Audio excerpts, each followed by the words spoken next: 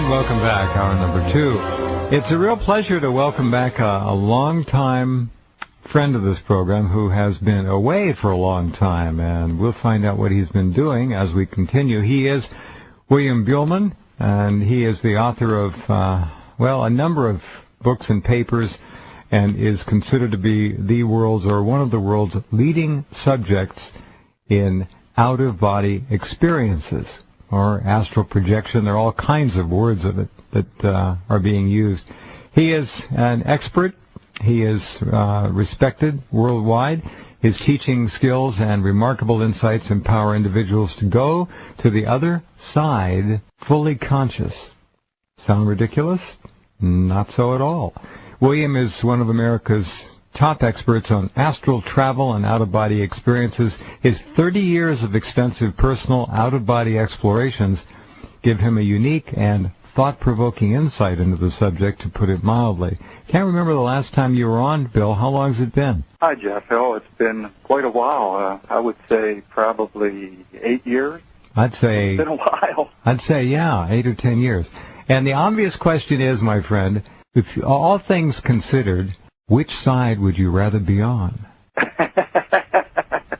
Well, I find exploring what we can't see to be incredibly interesting. That's why I've been doing it for so long. Yeah. I want to know the answers. That's why I became so fascinated with out-of-body exploration. I want to know what's out there. What are we, and where we're going, and Sure. where we come from. Sure. These are the types of things I really seek to discover. Well, I remember your first book, Adventures Beyond the Body, which really told the story of your own personal journey of self-discovery in out-of-body travel. I remember talking to you years ago about this, and back then people were asking, well, and you must get asked this all the time to this day, what happens if somebody tries to wake you up and you're elsewhere? You just immediately return to your body. I've had that happen to me on several occasions. It's perfectly safe. Any kind of contact with your body, you just immediately return. Instantly. Speed of light, speed of the cosmos, it feels whatever. Like it's quite a shocking return sometimes. Uh-huh. But one of the things I like to get across to your audience is that this is not about beliefs. I teach techniques where you self-initiate the experience. You can prove this to yourself. Mm-hmm. There's no belief system attached to this. There's no... There's absolutely... This is 100% about having a personal experience, and then you decide for yourself whether it's real or not. Mm-hmm. The last 6 years, you have conducted an international out-of-body experience survey. This is very interesting. How many people and how many different countries involved? Well, I've had over 16,000 people have participated in the survey from now over 50 countries. So I've gotten a tremendous cross-section of information. My books are now in 8 languages, and I have had a rare opportunity to get a lot of feedback and insight from people from all over the world. And as you probably know, I do a lot of lectures and workshops all over. Yeah. Well, the newest book is called The Secret of the Soul. It's probably a bestseller on the other side, too. Those people are interested? The Secret of the Soul is basically a compilation of the insights that I gained from the survey. Mm-hmm. It's based on actual people's experiences. What are the universal basis? Now let me rephrase that.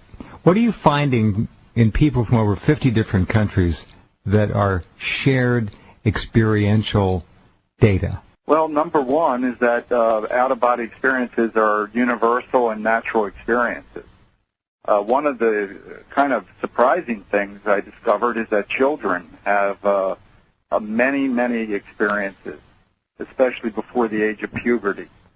And they are more open to the experience than adults because I feel they're not as conditioned. They're not as assimilated into the physical body, let's say. And they're not as conditioned to believe that we're a physical body. And we have to remember that, we assume that we are physical, but of course that's not what we are at all. No, that's the big trap. Temporarily using this physical body. That's the big trap. That's how the controllers do it. They get us stuck in our bodies. That's one of the advantages. And one of the great benefits of out-of-body exploration is that you begin to discover the truth of what you are. And for many people, this is quite the shocking experience. Mm-hmm. Mm-hmm. Now, the difference between, and I've had a number of people just lately, the last month or two, tell me that they have been having the most vivid, extraordinary, bizarre dreams and dream states that they've ever had. Just as an aside, and I'm not comparing and contrasting the two experiences at all, not astral projection or vivid dreaming, but have you heard anything about this? Is there a collective unconscious reaction to some coming event that, as we know, the collective unconscious can sense and can determine to some degree? Is that causing this in other people you've heard about as well? Gosh, Bill, I've had the darndest dreams. You can't even believe how real they are. Oh, absolutely. And really? There's an increase in this type of activity. It's happening because all of us separate from our bodies. We move out of phase with our bodies when we fall to sleep. That's what sleep is. I've witnessed this during my out-of-body experiences, witnessing my wife and other people. And what people do during sleep is that you actually move. You don't float up to the ceiling or anything that dramatic, but you actually move out of phase about 2 or 3 inches with your physical body. And in that state is, of course, when dreams are occurring. And many people have active lives in their sleep state. And they're a lot more active than they think they are. And they remember portions of this event, of course, as a dream, because they haven't been trained to have fully conscious OBEs yet. All right, let's then try to separate the two. What is the real difference between an OBE and an active dream state when you're out of phase of your body by about, as you say, 2 or 3%, which you're talking electromagnetically and I assume spiritually as well? Well, an out-of-body experience, of course, what I teach is a self-initiated experience. You feel the separation. Generally, most people will experience some type of vibrational state experience as a precursor. This is based on my survey. About 80% of people will experience either paralysis or a heavy vibrational sound, a buzzing sound. A sound. A sense, very intense. It almost sounds like sometimes you're in a jet engine. There'll be strange sounds. There'll be motions. It feels like somebody's maybe pulling at your feet or that your legs are beginning to lift up. It feels also like somebody could be calling your name or touching you, which is very common as a precursor. Of course, I write about over 20 different things that occur. Sure. But this is very common. This is we're beginning to go through this energy shift during an OBE, and we're beginning to consciously connect with our energy body. So what about all the vivid dreams, Bill? What does this mean? So many people, are they all beginning to astral project in an elementary, rudimentary fashion, or are they, in a collective sense, picking up something that's coming and reflecting it in any manner, an infinite number of different scenarios and dream states and screenplays and all the rest of it? Well, we're all beginning to connect with our non-physical essence as we become more evolved in general and as a collective consciousness. Because it's hard to imagine sometimes, but we are evolving not only individually but collectively. And as this occurs, we're beginning to remember more of our experiences. We're becoming more in tune with this 8 hours, this 1/3 of our life that's occurring that we call sleep. Are we accessing and remembering, not remembering, let's just leave it at accessing, other people's experiences, other people's dreams? Are we melding, mind melding? Excuse me, but it works. I don't feel it. I don't look at it that way. I think we're connecting to this broader aspect of ourselves because we are multidimensional beings, and the physical world is just the epidermis layer of the universe.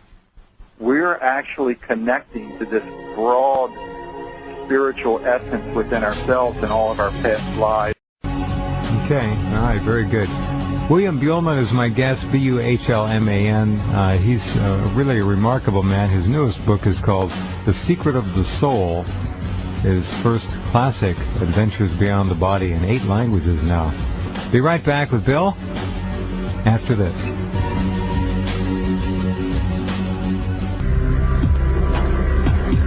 All right, welcome back. Talking about out-of-body experiences, which many people would suggest happen to them almost every day. It's hard to believe what's going on around us anymore, Bill. Things have changed so much since you were first on the program. I mean, it's bizarre. Oh, there's a lot of experiences occurring all around the world. Matter of fact, it appears to be a definite increase in people's experiences based on all the feedback that I've received. Are these experiences, can they be distilled, somehow analyzed, and processed to the extent that you come up with some predictive material that has proven to be correct or accurate? Is that part of the game too? Well, are you referring to physical evidence, or talking about? Let's just say people report to you, "Oh, I had an out-of-body experience about this, and that," and this goes on. You hear it from dozens, maybe scores, hundreds of people over a 4 or 5 month period, and down the road, that very thing that they all seem to be generally having happen to them during an OBE occurs. Are there predictive aspects to astral projecting and out-of-body experiences? Well, people often will go through what I call an energy phase. Or is it, let me tag that, or is it something that is pretty much a real-time event? Not necessarily future travel, past travel. It's something that goes on now. Well, most people's experiences, by the way, do occur now. It's not as... most people's experiences also, and I think this is important to point out, are very mundane. They're not the surreal, colorful, dreamlike experiences that you might think they are. They're generally, most people experience their physical surroundings when they leave their body. They see a duplicate, an energy duplicate. I've had an experience where I actually saw my own dog during an out-of-body experience. Where was your dog? The dog was actually following me during my out-of-body experience, and when I turned around, there it was. It was a beagle puppy, and the dog would follow me. And I've received dozens and dozens of letters from people, especially cats, would follow people during their out-of-body experience, because all mammals are having these experiences. Would follow you around the house, follow you around the yard, kind of thing? Yeah.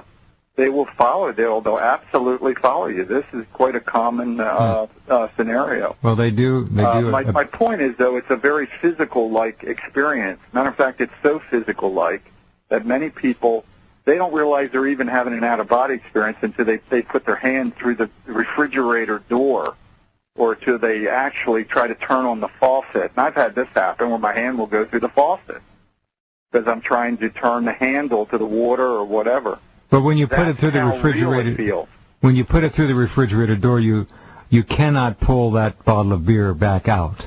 No, but a lot of people feel that this is during their experiences, it's a very physical-like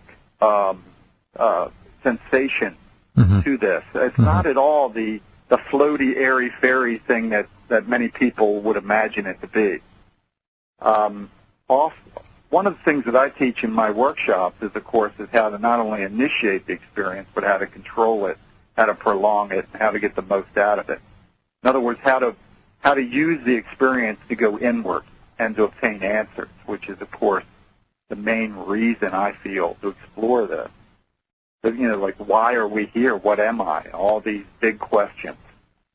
This gives us an opportunity to actually access these answers.